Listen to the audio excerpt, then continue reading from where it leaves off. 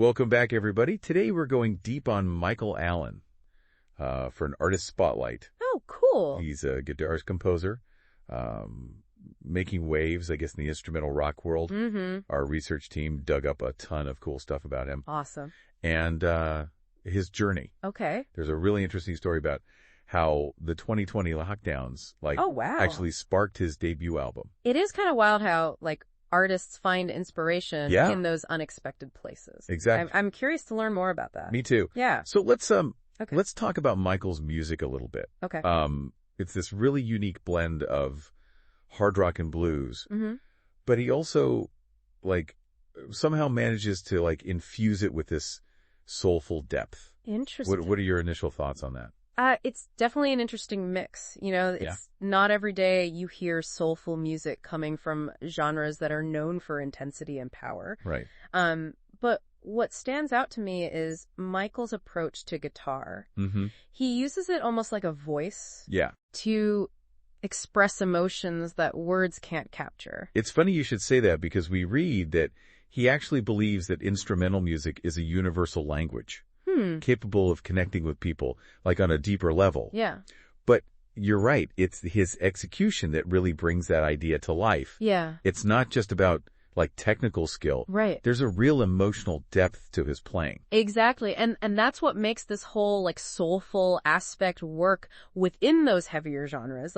If you think about the roots of blues and rock, they're all about expressing raw, powerful emotions. Yeah. Whether it's the blues history of resilience and overcoming hardship, or the storytelling of prog rock. Right. There's a shared emotional core there. That's a great point. Yeah. He really does seem to tap into that. So we know that he draws inspiration from blue classic rock. Okay. Even touches of, progressive rock and metal. Right.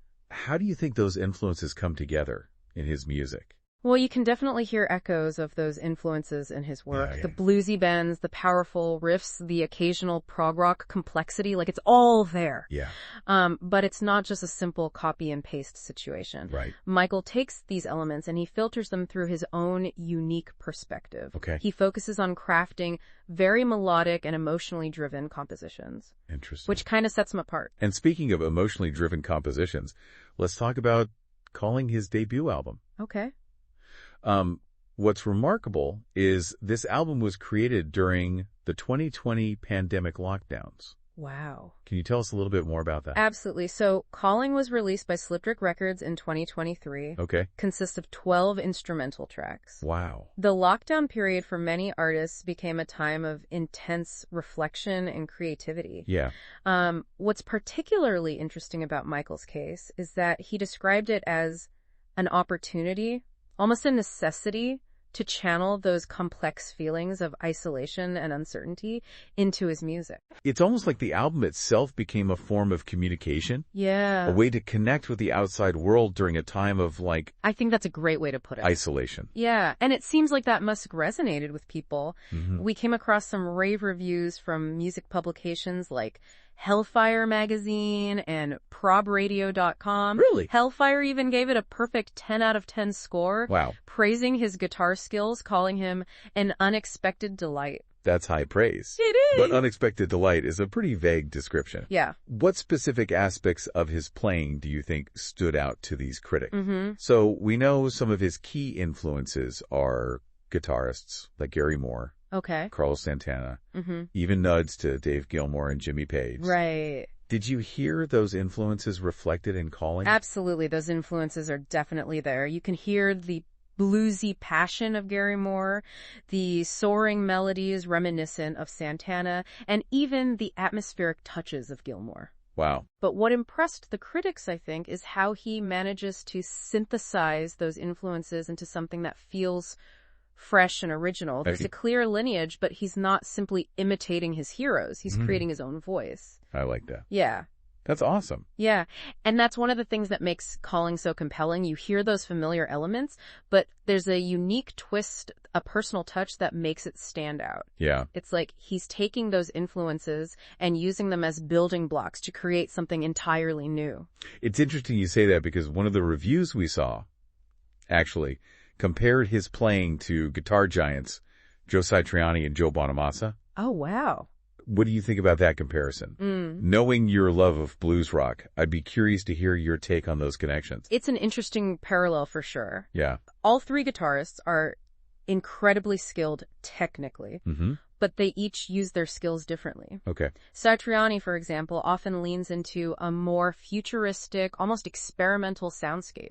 Okay. Bonamassa, as you know, is deeply rooted in the blues tradition. Right. And Michael, I think, occupies a space somewhere in between. Yeah. He has the technical prowess, the bluesy grit, Right. but he also brings this melodic sensibility and emotional depth that makes his music incredibly engaging. I'm curious, what are some of the specific techniques that Michael uses to create this emotional depth? One of the things that Pasted Text mentioned was his use of dynamics. Okay. How does he play with dynamics to evoke those emotions? That's a great question. Yeah. Dynamics in music refers to the variations in volume and intensity. Okay. Michael is a master of this. He can go from these quiet, introspective passages that draw you into these explosive, soaring moments that give you chills. Wow. And he does it so seamlessly. It's like he's painting a picture with sound-building tension and really creating this roller coaster of emotions. So it's like you're right there with him on that emotional journey, experiencing those highs and lows. Exactly. His music doesn't just wash over you, it actively engages you. And that's what sets him apart from many instrumental artists. He's not just showcasing his technical abilities, he's using those abilities to tell a story, to evoke feelings, and to connect with the listener on a deeper level. Speaking of connecting with the listener, his latest release takes a bit of a different approach. Okay. He just dropped a track called Butterfly. Cool. And it's his first song to feature a vocalist. Interesting. It's a collaboration with Denise Ferrara. She is a successful rock vocalist from Argentina. Oh, wow. What can you tell us about this collaboration? This collaboration is particularly interesting because it marks a new chapter in Michael's musical journey. Okay. Butterfly is a soaring rock anthem released on Valentine's Day 2025. Oh, nice. And as you mentioned, it features Denise Ferrara's powerful vocals. Yeah. What struck me is how well their styles complement each other. Yeah. Denise's vocals bring this raw energy and passion that blends beautifully with Michael's signature guitar work. We're sure you're a fan of instrumental music. So I'm curious to hear your thoughts on this shift. Yeah. Do you think bringing in a vocalist changes the emotional landscape of the music? Does it enhance it, or does it detract from that universal language we discussed earlier? That's a fantastic question, and one I pondered myself when I first heard Butterfly. Okay. Adding vocals to instrumental music can be tricky. Right. Sometimes it can feel like the vocals are competing with the instruments or that they're dictating a specific interpretation, limiting the listener's ability to connect with the music on their own terms. Okay. But in this case, I think Denise's vocals actually enhance the emotional impact. How so? Well, think about the theme of the song. Butterfly is all about love, strength, and romance. Yeah. Michael described it as his tribute to the dream of romance and love we all recognize. Wow. He talked about how, even in our loneliest moments, we often turn to the internet and online dating to search for connection. That's so relevant to how we experience relationships in the digital age.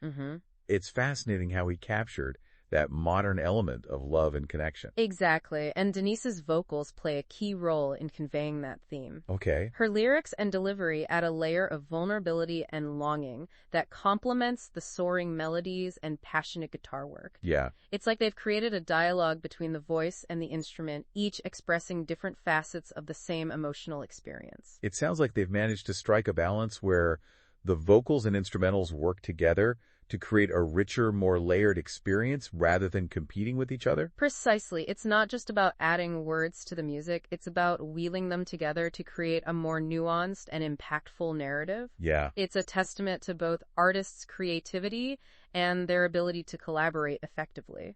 So it sounds like Michael isn't afraid to experiment and evolve as an artist. Yeah. It's always exciting to see musicians step outside of their comfort zone and try new things. Yeah, definitely. So far, we've covered a lot of ground. We have. We talked about his unique blend of influences. Yeah. His approach to creating soulful instrumental music, and even his foray into vocal collaborations. Yeah. What stands out to you most about Michael Allen's music so far? You know what strikes me is his commitment to emotional honesty. Okay. Whether he's expressing himself through intricate guitar solos or through a soaring rock anthem with vocals, There's a genuine depth of feeling that shines through. Yeah. It's music that makes you feel something. I agree. And in today's world, that's incredibly valuable. There's an authenticity to his music that's refreshing. Yeah. It's not about trends or gimmicks. Right. It's about connecting with the listener on a human level. Exactly. And I think that's what makes him such a compelling artist. Yeah. He's not afraid to be vulnerable, to share his experiences and emotions through his music. Absolutely. And that vulnerability resonates with people. Yeah. We see it in rave reviews for Colin, and I'm sure we'll see it with Butterfly as well. Yeah. People are drawn to music that feels real, that speaks to their own experiences and emotions. So for our listeners who are hearing about Michael Allen for the first time, Yeah. how would you describe his music? What can they expect when they hit play? I'd say imagine a blend of classic rock energy with soulful blues Okay. and a touch of progressive rock complexity. I like it. But beyond the genres, it's music driven by passion and emotion. Yeah. It's music that can make you want to dance, make you think, Right. and maybe even make you shed a tear or two. Wow. It's a journey, and I highly recommend taking it. Beautiful put. Thanks. Where can our listeners go to check out his music and learn more about him? You can find Michael Allen's music on all the major streaming platforms, including Spotify, Apple Music, and YouTube Music. Perfect. And be sure to visit his website Okay. to stay up to date on his latest releases and news. Awesome. We'll be sure to include all the links in the show notes. Fantastic. This has been a great deep dive into the world of Michael Allen. It has. It's always inspiring to discover artists who are pushing boundaries and creating music that moves us. Absolutely. And I think one of the things that makes Michael so special is that he reminds us of the power of music to connect us, to make us feel things, and to inspire us. Well said. And on that note, let's fair. leave our listeners with something to ponder. All right. We've talked about how Michael sees instrumental music as a universal language Yeah. and how he uses his guitar to express what words can't. Mm-hmm. But what happens when you add vocals into the mix, Okay. as he did with Butterfly? Right. Does that change the language in any way? Interesting. Does it limit or enhance the listener's interpretation? That's a thought-provoking question. Yeah.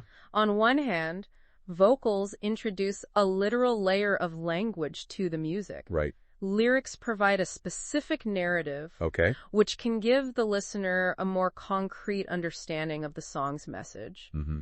But on the other hand, I don't think it necessarily limits interpretation. Okay. It depends on how those vocals are integrated and the intention behind them. So in the case of Butterfly, would you say that Denise's vocals limit or expand the emotional range of the song? In this case, I think they expand it. Okay. Her voice adds another dimension to the emotional landscape Michael created with his guitar. Yeah. They work together to create a richer tapestry of feelings. Mm-hmm. It's like they've created a new dialect within that universal language of music, Interesting. blending the power of words with the raw emotion of instrumental expression. I love that analogy. Thanks. It perfectly captures the magic of artistic collaboration Yeah, and how different elements can come together to create something truly special. I agree. This episode of Behind the Rhythm was brought to you by Ant Taylor for the Bayplay Radio and Sonic Gumbo Radio Network. Awesome. Thank you for joining us for this Artist Spotlight. Of course. Be sure to explore more from our guest on all streaming platforms. Yeah. As always, have fun, be kind, and be well. Absolutely. Please come back again for another exciting episode. Yeah. Until next time we're out, I've CHL.